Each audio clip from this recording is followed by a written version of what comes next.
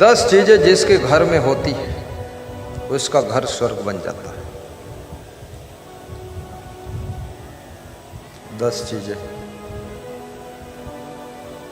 कौन कौन 10 चीजें हैं? सत्यम, जिस घर के सभी सदस्यों का दिल साफ सुथरा सच्चा, जहां सत्य का सम्मान है,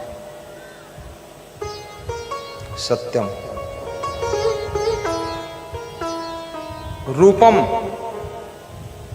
और जिस घर के सभी सदस्यों में नम्रता है, विनम्रता है।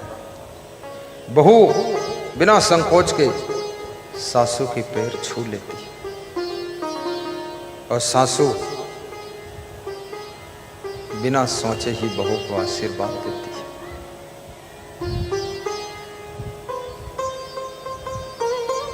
सास ससुर के पैर छूने में संकोच नहीं करना।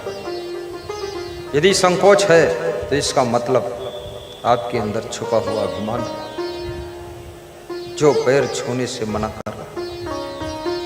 और अपने बहू बेटे को आशीर्वाद देने में सोच नहीं करना है, फट से आशीर्वाद दे देना। उनकी गलतियों को भूल जाइए और बेटे बहू को आशीर्वाद दीजिए। उनके लिए कभी बद्दुआ मत करिए। जिस घर में आशीर्वाद और धन्यवाद की परंपरा है, उस घर में स्वर्ग का जन्म होता है, स्वर्ग का जन्म होता है। बहू को चाहिए अपने सास ससुर को धन्यवाद दे कि धन्य हो सासू, आपने हमारे पति को जन्म दिया, पालन पोषण किया, शिक्षा दिया, संस्कार दिया, बड़ा किया, और उस जवान बेटे को मेरा पति बना दिया, जो मेरी सेवा में बिना वेतन के रात दिन जुटा रहे। कोई पति अपनी पत्नी से वेतन नहीं लेता है, कोई पत्नी भी अपने पति से वेतन नहीं लेती है। 24 घंटे ड्यूटी करते हैं लोग। इसलिए याद रखना, हर पत्नी को चाहिए कि अपने पति पर थोड़ा दया माया बनाए रहे, ज़्यादा टाइट ना करे, क्योंकि पति बनने के बाद ऐसे ही लोग बहुत नर्वस हो जाते हैं। हर तरह से दबाव रहता है, बहुत बोझा रहता है। ज़्यादा अगर टाइट करोगे तो आपका पति घर छोड़कर भाग भी सकता है, हरिद्वार चला जाएगा, कमंडल लेकर घूमेगा। और ज़्यादा टाइट करोगी तो मर भी सकता है। इसलिए पति को भी जीने दो, तो नम्रता से अपने पति के भी पैर छू लो। पार्वती जी शिव जी को हमेशा भगवान कहती है और शिव जी पार्वती जी को देवी कहकर पुकारते हैं। ये पति पत्नी का रिश्ता बड़ा गंभीर रिश्ता है। बहुत से देवी देवताओं का सुमिरन आप करते हैं, ध्यान लगाते हैं, पूजा करते हैं, लेकिन आपके घर के जीते जागते देवी देवता के समान आपके सास ससुर, आपके पति, आपकी पत्नी, इन देवी देवताओं को तुम समझ नहीं पाते हो। इसलिए हर देवी के मंदिर में एक ही श्लोक लिखा रहता है, या देवी सर्वभूतेषु। सर्वभूतेषु का अर्थ क्या होता है? सब भूत प्रेत नहीं, सर्वभूतेषु का अर्थ होता है, हे देवी, तुम समस्त प्राणियों में शक्ति रूपेण संस्थिता, शक्ति के रूप में स्थित हो। हे देवी, हे दुर्गा मैया, हे जगदम्बा, हे रंभा, हे अम्बा, हर नारी में तुम शक्ति के रूप में बैठी हो। पुरुष में भी तुम्हारी शक्ति है, सर्वभूतेश, और ये पशु पक्षी, इनमें भी तुम्हारी शक्ति है। और इसलिए मैं तुमको नमस्तस्यै नमस्तस्यै नमस्तस्यै नमो नमः। आपको बार बार हम नमस्कार करते हैं। नमस्कार की परंपरा को विकसित करो। धीरे धीरे नमस्कार बंद होता जा रहा है। बच्चों को चाहिए जब सवेरे सोकर उठें तो अपने माता पिता को नमस्कार करो। बहुएं अपने सास ससुर को नमस्कार करें, पत्नियां अपने पतियों को नमस्कार करें। कितने घरों में साल बीत गए नमस्कार हुए नहीं। होली दिवाली में फॉर्मेलिटी में हो जाता नमस्कार। भगवान राम कहते हैं कि प्रातः काल उठ गए रघुनाथ। प्रातः काल राम उठते थे, माता पिता गुरु नाम माता। अभी संतों में ये परंपरा चल रही है। शिष्य जब सोकर उठते हैं गुरु को माथा नवाते हैं, प्रणाम करते हैं। क्योंकि जब हम प्रणाम करते हैं तो हमारे अभिमान की मृत्यु हो जाती है और नम्रता का जन्म होता है। और जहाँ नम्रता है वहीं स्वर्ग। सत्यम रूपम श्रुतम, तीसरी चीज श्रुतम। श्रुतम माने शास्त्र ज्ञान। जो शास्त्रों का अध्ययन करते हैं, जिनको शास्त्रों का ज्ञान भी। गीता में क्या लिखा है, रामायण में क्या लिखा है, उपनिषद में क्या लिखा है, बीजक में क्या लिखा है, कुछ मालूम ही नहीं। किताब खोलकर कभी देखा ही नहीं। राजनीति करने वालों को विदुर नीति, चाणक्य नीति, भर्तृहरि नीति अवश्य पढ़ना चाहिए। महाभारत पढ़ना चाहिए, गीता पढ़ना चाहिए। क्योंकि सबसे बड़े राजनेताओं के भी राजनेता। राजनीति सीखनी है तो भगवान श्री कृष्ण से सीखो, भगवान श्री कृष्ण से सीखो। कोई नेता पढ़ता ही नहीं है, बस जहाँ जाएगा भाषण करेगा कि हमने ये नहर बनाया था और फिर से ये नहर बनाऊंगा। और दोबारा आएगा तो फिर बोलेगा 2 बार इस नहर को बना चुका हूँ, तीसरी बार फिर बनाऊंगा। इसका मतलब क्या है? न पहली बार ठीक बनी, न दूसरी बार ठीक बनी।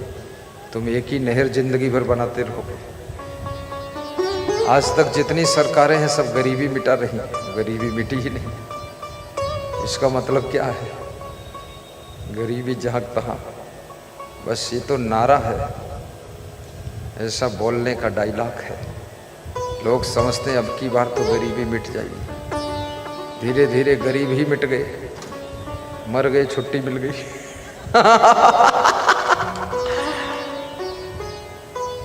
और सरकार कितना ही आपको दे दे, आपकी गरीबी नहीं मिटेगी ना।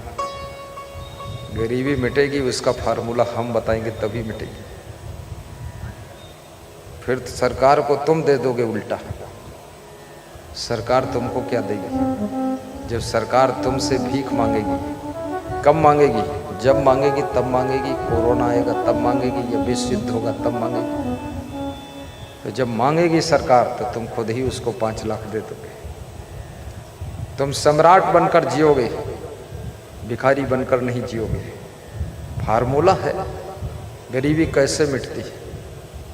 लेकिन सरकार तुमको प्रवचन थोड़े सुनाएगी, हम प्रवचन सुनाएंगे, हम संस्कार देंगे और गरीबी लाखों कोस दूर हो जाएगी। बहुत से लोगों की गरीबी मिटी है।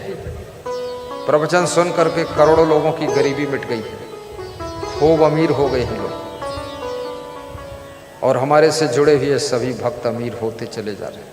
तो मैं कहता हूँ कि अमीरी में भक्ति करो। गरीबी में गरीबी की टेंशन रहती है, वो भी टेंशन खत्म।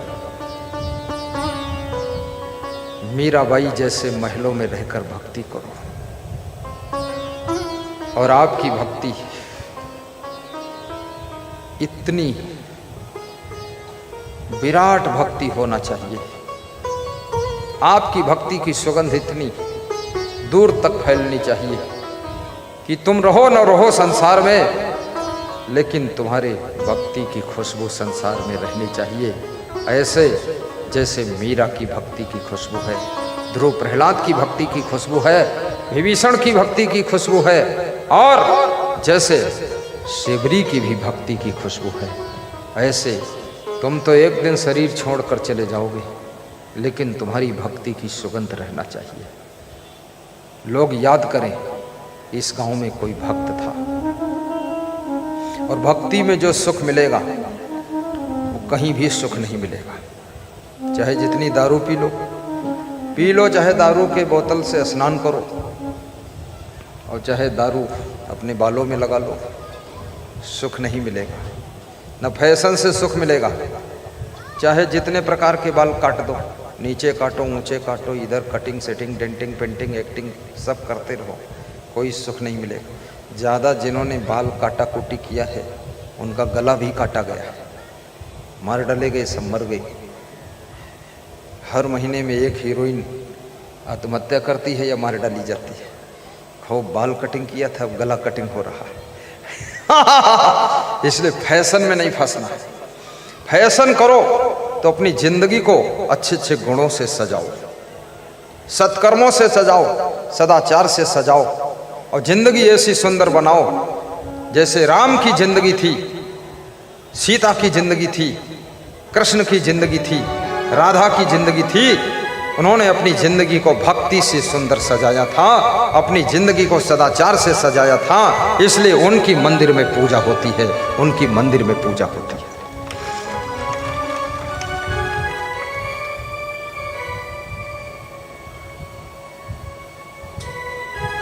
भक्ति, कबीर साहब कहते हैं, धनवान बनो लेकिन भक्तिवान भी बनो। जब आपके पास में भक्ति नहीं होती है और धन बढ़ता है तो तुम्हारा हाल किंगफिशर हवाई जहाज के मालिक विजय माल्या जैसा ही होता है। और जब धन बढ़ने के साथ साथ तुम्हारे मन में धर्म बढ़ता है, भक्ति बढ़ती है, सत्संग बढ़ता है, तो तुम्हारा हाल फिर मुकेश अंबानी जैसा होता है। तुम्हारा हाल याद रखना रतन टाटा जैसा होता है। धन तो बहुत है लेकिन फिर भी एक अंडा खाने का मन नहीं होता है। ऐसी भक्ति तुमको ब्रेक लगाती है। बोले सद्गुरुदेव की जय। सत्यम रूपम श्रुतम, शास्त्रों का अध्ययन भी कीजिए, ज्ञान भी प्राप्त कीजिए। आज एक महात्मा हमसे पूछ रहे थे, श्रीमद् भगवत में ज्ञान मार्ग, भक्ति मार्ग और योग मार्ग ये सब क्या है? तो हमने कहा मत पूछो, पद यात्रा चल रही है, जो है सो है, चलते रहो, मत पूछिए, मैं दम फूल जाएगा बात करते करते। कुछ बोला नहीं मैं, लेकिन ज्ञान मार्ग, भक्ति मार्ग लगभग सब एक ही लक्षण है उसमें। अमानित्व मादम्बित्व महिंसा शांति आर्जवम आचार्य उपासनम शौचम स्थिर मातम विनिग्रह इंद्रियार्थेषु वैराग्यम अहंकार एवं जन्म मृत्यु जरा व्याधि दुख दोषानुदर्शनम असक्ति अनभिसुगा पुत्र दार ग्रहादिषु नित्यम च समचित्तम इष्टान निष्ठोपत्तिषु मयि च अनन्य योगेन भक्ति अव्यभिचारिणी विवेक देश से वित्तमर्ति जन संति अध्यात्म ज्ञान नित्यत्म तत्व ज्ञान दर्शनम एतत् ज्ञानम इति प्रोक्तम अज्ञानम यत् अथा अन्यथा। ये ज्ञान मार्ग के लक्षण। भक्ति मार्ग के लक्षण अनपेक्षा शुचि दक्षा उदासीनो गतव्य था सर्वारंभ परित्यागी यो मद भक्ता समी प्रिया यो न हर्षति न द्वेष्टि न सोचती न कांचती शुभाशुभ परित्यागी भक्तमान में समी प्रिया। लगभग सब लक्षण मिलते जुलते, इसलिए व्यास गादी निवेदन करती है, अगर भक्ति आ गई तो ज्ञान अपने आप आ जाएगा, अब ज्ञान हो गया तो भक्ति भी आ जाएगी। ये सब साथ साथ रहते हैं। भक्ति बिना ज्ञान नहीं, ज्ञान बिना भक्ति नहीं। बिन वैराग्य न भक्त है, बिन वैराग्य न ज्ञान, बिन वैराग्य न मुक्त है, बिन वैराग्य न शाम। और सबके मन में वैराग्य भी होना चाहिए। संसार के प्राणी पदार्थों का इतना मोह लोग मत कीजिए। आफा काफा लाफा जाफा सारी जिंदगी उलझी पुलझी न रहे। अपने घर का मैनेजमेंट भी सही कीजिए, हमेशा अलर्ट रहिए। जरा सा चूक जाओगे बहुत बड़ा नुकसान होगा। सोने के समय सोइए, खाने के समय खाइए, हंसने के समय हंसिए भी, और काम के समय काम कीजिए, आराम के समय प्रेम से आराम कीजिए। डबल बेड खरीदा है, ढंग से आराम कभी किए नहीं। सोफा सेट बहुत अच्छा है पर बैठने का टाइम ही नहीं। बिल्ली और चूहे और कुत्ते बैठते, थोड़ा बैठो 10 मिनट आराम से। और गाड़ी बहुत अच्छी है, गाड़ी में बैठे तो हैं, मन गाड़ी में नहीं है, भारी टेंशन में, गाड़ी का आनंद ही नहीं ले पाए। अपनी गाड़ी की भी प्रशंसा कीजिए, अपने घर की प्रशंसा कीजिए, अपने घरवाली की प्रशंसा कीजिए, घरवाले की प्रशंसा कीजिए, अपने घर के सामान की भी प्रशंसा कीजिए।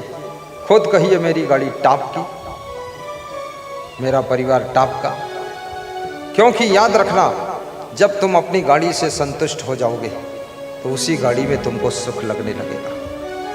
यदि गाड़ी से सेटिस्फाई नहीं हो तो गाड़ी तुम्हारे कांटों के जैसे चुभती रहेगी। अपने घर को देखकर भी खुश हो जाइए, प्रसन्न होइए।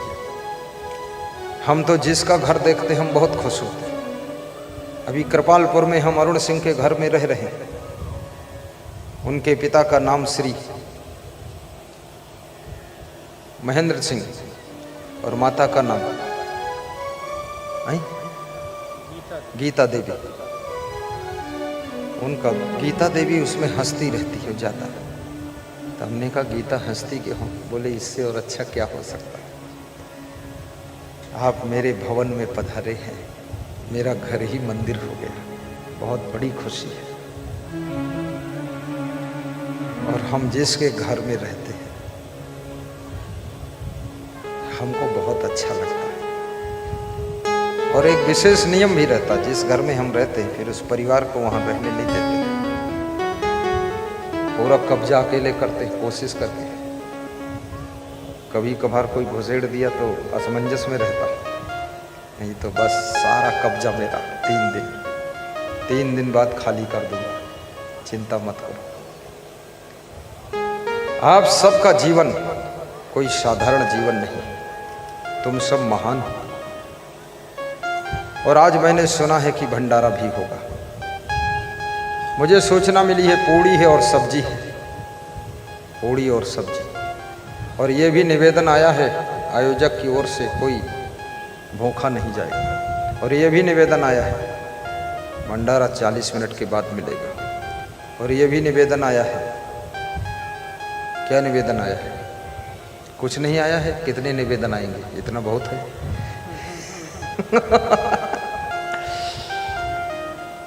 तुम ही मेरे मंदिर, तुम ही मेरी पूजा, तुम ही देवता हो, तुम ही देवता हो, तुम ही मेरे मंदिर, तुम ही मेरी पूजा, तुम ही देवता हो, तुम ही देवता हो। जिधर देखता हूँ नजर तुम ही आते, जिधर देखता हूँ नजर तुम ही आते। सभी भक्त साधक तेरे गीत गाते, सभी भक्त साधक तेरे गीत गाते। गीतों की माला के रचैया तुम ही हो, जीवन की नैया के खेवैया तुम ही हो।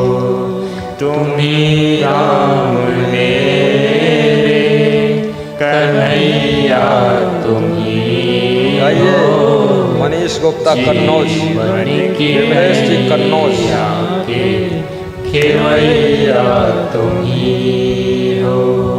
तुम्ही राम मेरे कन्हैया तुम्ही हो। जीवन की नैया के खेवैया तुम्ही हो। तुम्हें देख कर के ये ख्याल आ रहा है, तुम्हें देख कर लखनऊ ये ख्याल आ रहा है कि जैसे फरिश्ता कोई हंस रहा है, कि जैसे फरिश्ता कोई हंस रहा है।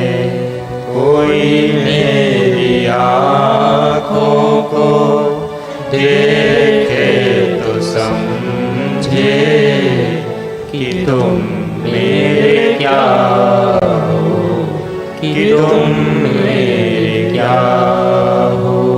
तुम ही मेरे मंदिर, तुम ही मेरी पूजा, तुम ही देवता हो, तुम ही देवता हो।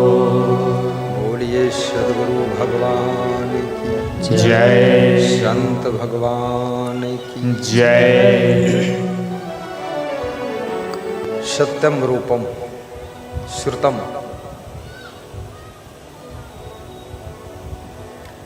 कौल्यम। जिसके घर में कुलीनता कई पीढ़ियों से संस्कारी पीढ़ियां चलती चली आई है, उस घर में स्वर्ग जन्म लेता है। दमः जिस घर के लोग अपनी इंद्रियों को वश में रखते हैं, धनम बलम शीलम, जिस घर के लोग सदाचारी होते हैं, जिनमें शील गुण है, जिस घर में धन भी पर्याप्त है, और जनबल, मनोबल, आत्मबल, ज्ञान बल, भक्ति बल, कुटुंब बल, सारे बल जिस घर में है वो घर। और शौर्यम चाचित्र भाष्यम, जिस घर के लोगों में शूरवीरता है, घबराते नहीं हैं, शेर को देख करके भी उनके मन में बबर शेर जैसा साहस है। और चित्रभाष्यम, जिस घर के लोग, जो व्यक्ति चमत्कारिक बात करना जानता है, जिसकी बात को सुनने के लिए लोग कान लगा देते हैं। दशे में स्वर्ग योनया, ये 10 लक्षण जिसके घर में होते हैं तो उसके घर में स्वर्ग का जन्म हो जाता है। इसलिए याद रखना, आपका जीवन सदाचारी होना चाहिए, शाकाहारी होना चाहिए और सेवा भाव भी होना चाहिए। आपके घर की माताएं बहनें, नवयुवक सेवा के लिए सब तत्पर रहे। अपने घर के बूढ़ों को भी नजरअंदाज मत करना, उनको घर से बाहर मत निकालना, वृद्धाश्रम में मत छोड़ना, क्योंकि जो तुम्हारे घर के बूढ़े लोग हैं उनके प्रबल प्रारब्ध से तुम्हारे घर पर कोई आपत्ति नहीं आती है। भगवान तो तुमसे सेवा लेने के लिए कभी आएगा ही नहीं, वहीं बुजुर्गों के रूप में ही भगवान आता है। उनकी सेवा कर दोगे तो भगवान का आशीर्वाद तुम घर बैठे प्राप्त कर लोगे, घर बैठे प्राप्त कर लोगे। नेपालगंज से काठमांडू बस जा रही थी। 60 सवारी बैठी थी। बादल घिरे हुए थे, बिजली कड़क रही थी, ड्राइवर डर रहा था। बिजली चमक कर बस के पास आ जाती थी। ड्राइवर को भय लगता था बिजली कहीं बस पर न गिर जाए। चौड़ी सड़क जहां मिली वहां बस रोका, सवारियों से कहा कि उतरो, इसमें कोई पापी बैठा है जिसके कारण बिजली बार बार चमक चमक कर बस के पास आती है। उतरो एक एक करके। सामने वृक्ष लगा है, उसको छुओ जाकर, जो पापी होगा उसके ऊपर बिजली गिरेगी। सब गए, उस पेड़ को छू छू कर आए, बिजली नहीं गिरी। एक बूढ़ा बचा, 59 लोग जाके आ गए। बूढ़ा बोला मैं नहीं जाऊंगा छूने के लिए, बस में ही बैठा रहूंगा, मुश्किल से चढ़ पाया, उम्र ज़्यादा है, 70 साल। ड्राइवर ने कहा उतरना पड़ेगा। सब सवारियां अड़ गई, तेरे को उतरना पड़ेगा, पेड़ को छूना पड़ेगा, तू ही पापी हो सकता, तेरे कारण सब मर सकते हैं। अब बिजली गिरी बस पर तो जल जाएगी, बस राख हो जाएगी। बूढ़े को ढकेल कर जबरदस्ती उतारा। बूढ़ा रेंगता हुआ गया और ज्यों ही उस बूढ़े ने पेड़ को छुआ त्यों ही बिजली जोर से कड़की और धड़ाम से गिरी। लेकिन बिजली कहाँ गिरी? वो बस पर गिरी और बस में जो 59 लोग बैठे थे वो सब मर गए और बूढ़ा सुरक्षित रहा। तब उनको पता चला कि इस बूढ़े के बैठने से ये पुण्य आत्मा था जिसके कारण बिजली गिरने की कोशिश तो करती थी, गिरती नहीं थी, और इसके उतरते ही बस के ऊपर बिजली गिर गई। याद रखना, तुम्हारे घर में जो बूढ़े लोग हैं वे जब तक घर में हैं तब तक कोई भी आपत्ति की बिजली नहीं गिर रही है। उनको जिस दिन बाहर निकाल दोगे उसी दिन आपदा की बिजली गिर पड़ेगी और तुम सब भस्म हो जाओ। बोलिए सद्गुरुदेव की जय। उनकी रक्षा करो, सुरक्षा करो। 2 बातें सहना भी सीखो, क्योंकि जो सह नहीं सकता है वो सेवा किसी की कर नहीं सकता। हमारे आश्रम के संचालक साहब की सेवा जो लोग करते थे, 95 साल की उम्र में माइंड काम नहीं करता था, तो जो सेवा करता था तो उसके चुकड़ियाँ काटते थे और डंडा पा जाते थे, डंडा मारते थे। तो हमने कहा डंडा क्यों मारते हो? डंडा मारोगे सेवा कौन करेगा? बोले अब नहीं मारेंगे। और फिर दूसरे दिन डंडा चला देते थे और उसके थप्पड़ मार देते थे। तो हमारे संत भी महान थे, वो थप्पड़ मारते थे, संत हंसते थे और सेवा करते थे। और उसी सेवा का फल है कि दिन दूना रात चौगुना उन्नति होती चली जा रही है, प्रगति होती चली जा रही है और साधु संत सब खुशहाल है और धर्म का प्रचार प्रसार भी होता चला जा रहा है। अपने बुजुर्ग गुरु की भी सेवा करो ढंग से, उसके लिए तन मन धन लगाओ।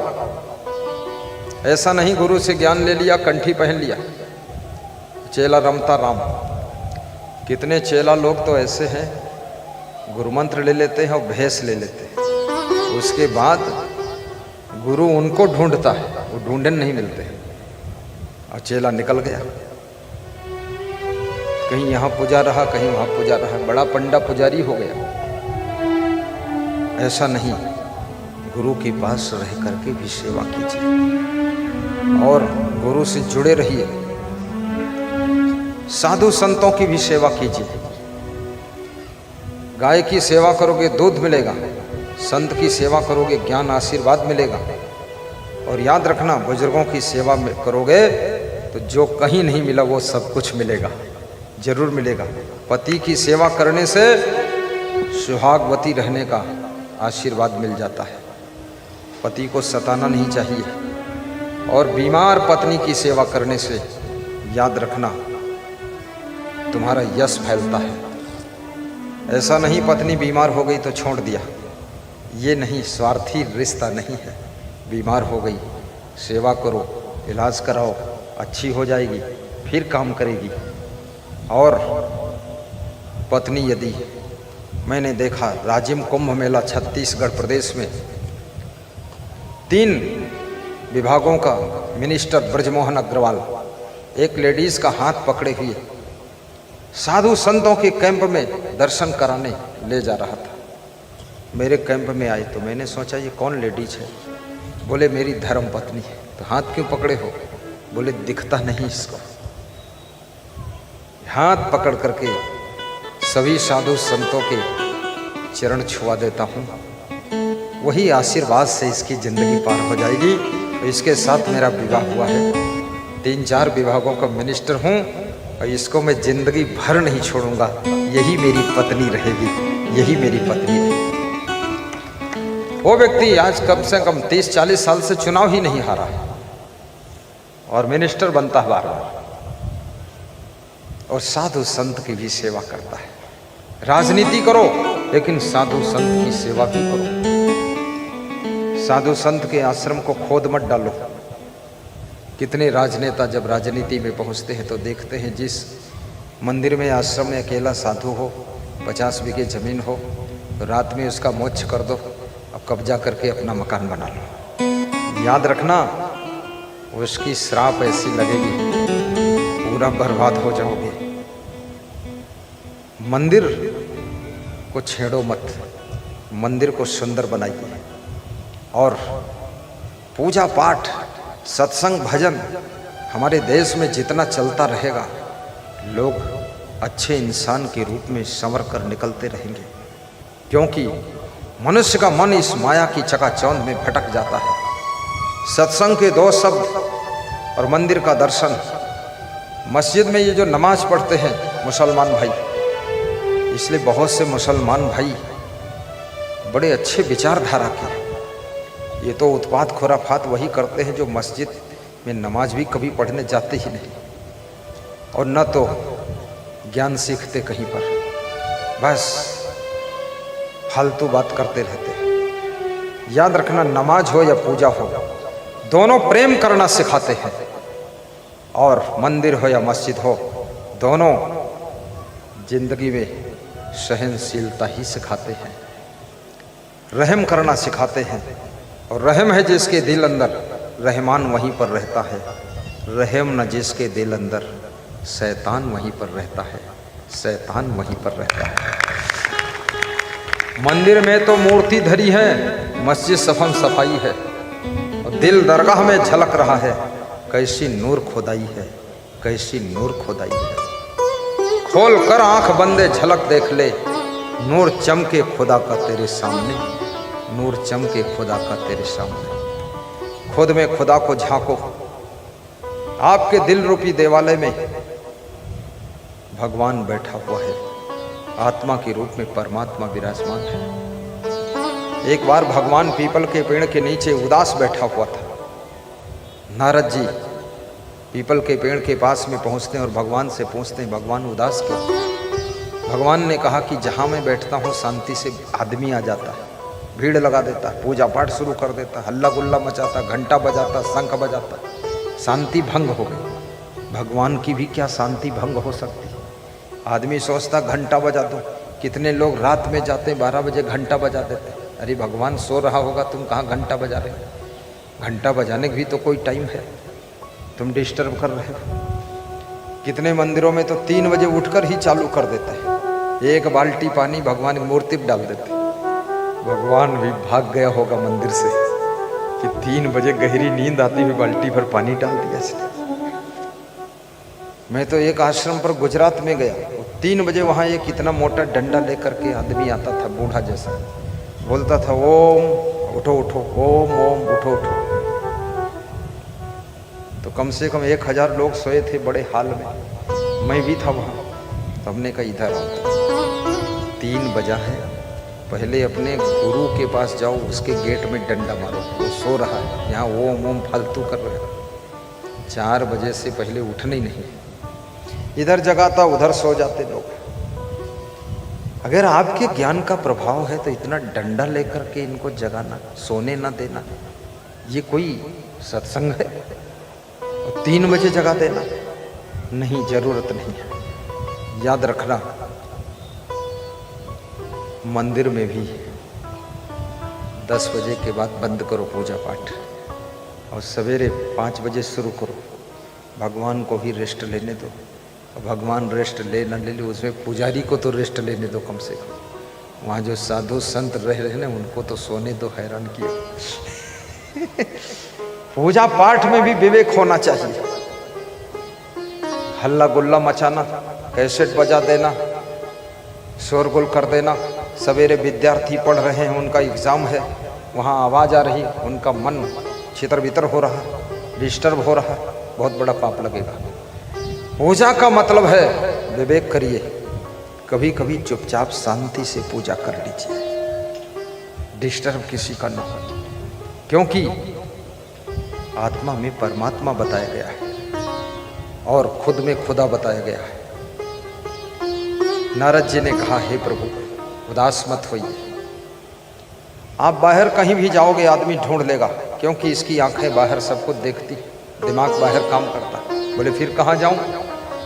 बोले कंदरा में जाओ, मंदिर में जाओ, पहाड़ पर जाओ, जंगल में जाओ, आदमी ढूंढ लेगा। कहाँ जाऊं? बोले कहीं मत जाओ, आदमी के दिल में चले जाओ। तब से भगवान आदमी के दिल में चला गया और आदमी आज भी उसको पहाड़ों में, कंदराओं में, जंगलों में ढूंढ रहा है, इसलिए भगवान कभी मिल नहीं रहा।